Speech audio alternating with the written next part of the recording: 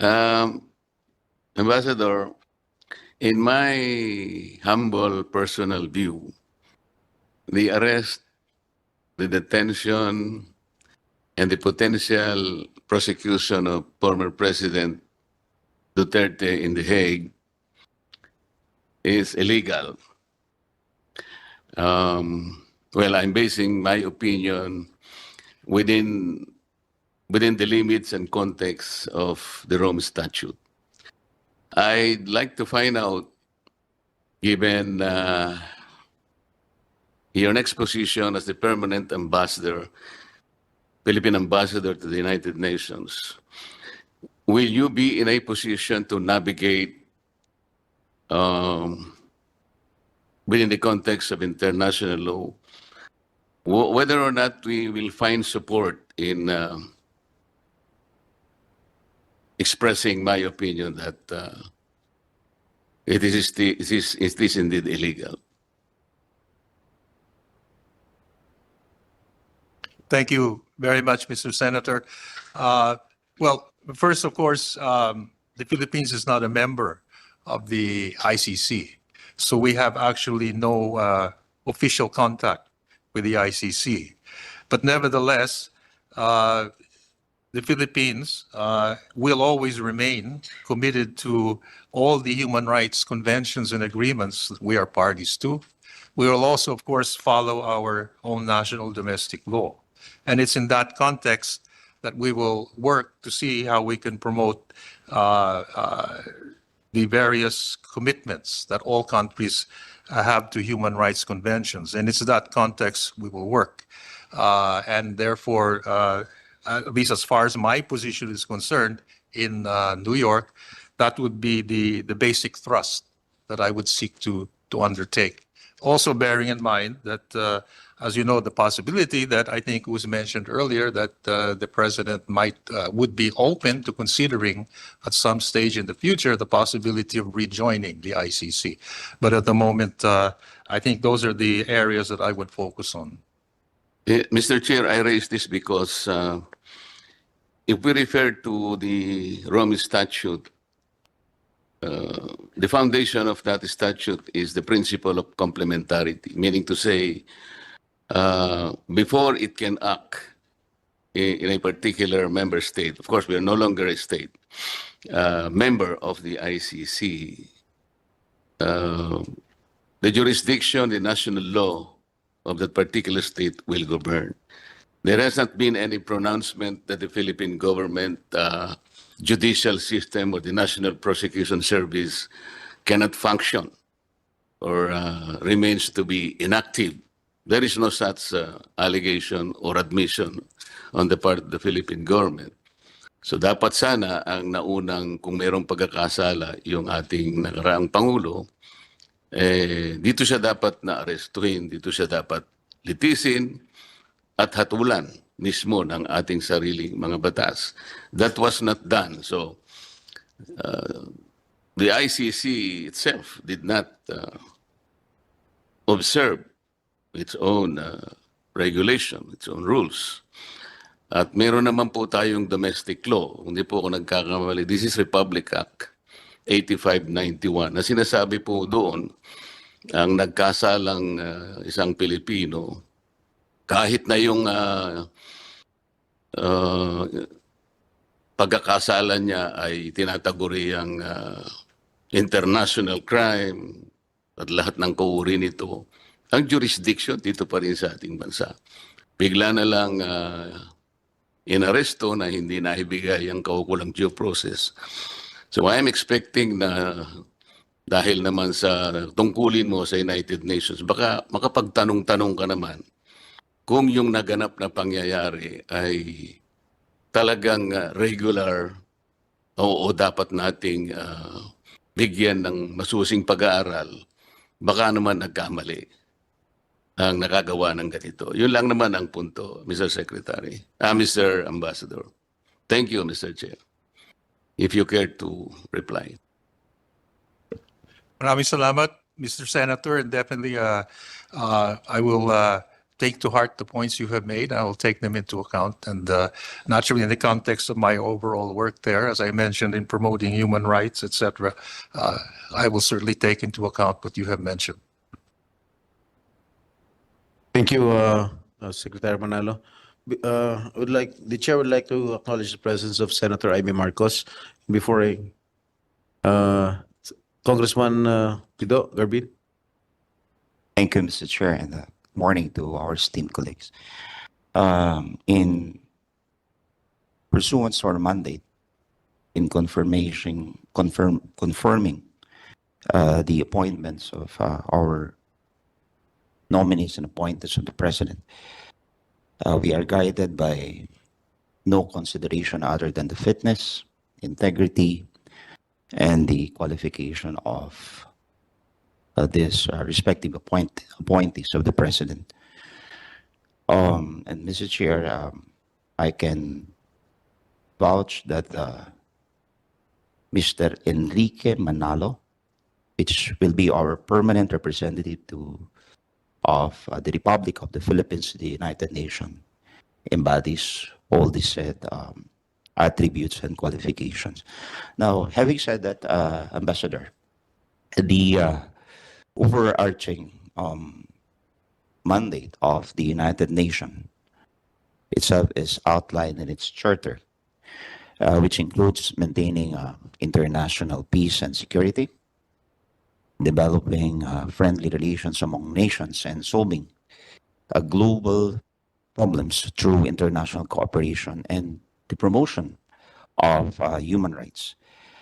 There is a long-standing war right now between Palestine and Israel.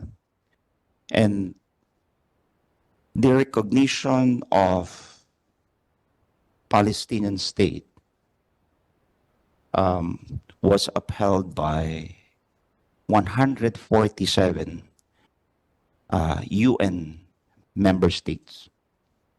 May we know, Ambassador, whether our country, the Republic of the Philippines, is included in that 147 member state?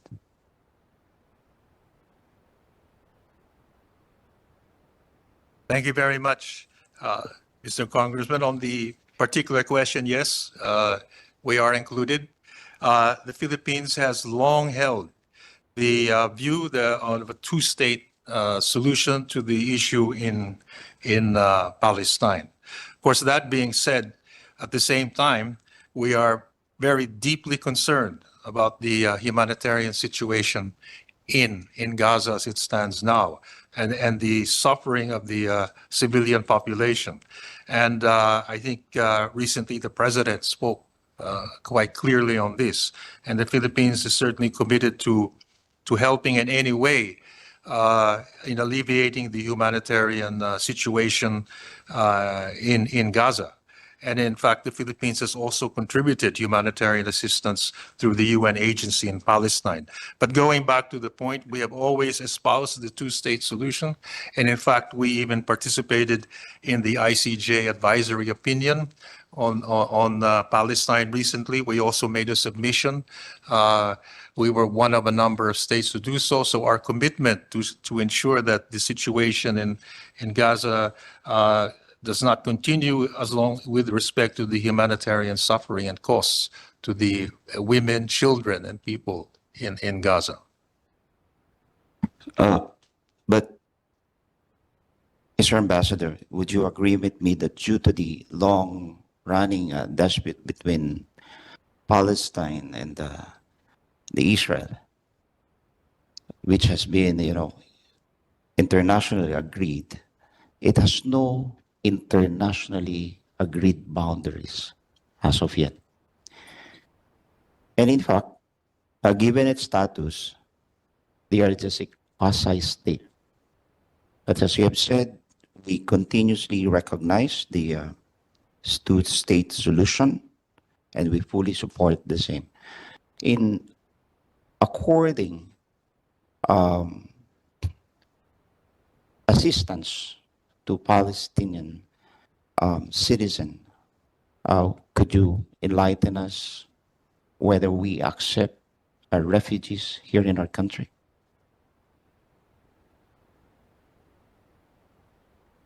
Well, at the moment, I'm not aware of any particular law. I think we would have to consult our Justice Department on these points, on the possibility of accepting. But I think the issue we should really focus at the moment is first how to alleviate the suffering of the people in Gaza, and how we can support efforts, hopefully at some point, not only to achieve a ceasefire, but eventually to see and really consider seriously on the possibility of the two-state solution.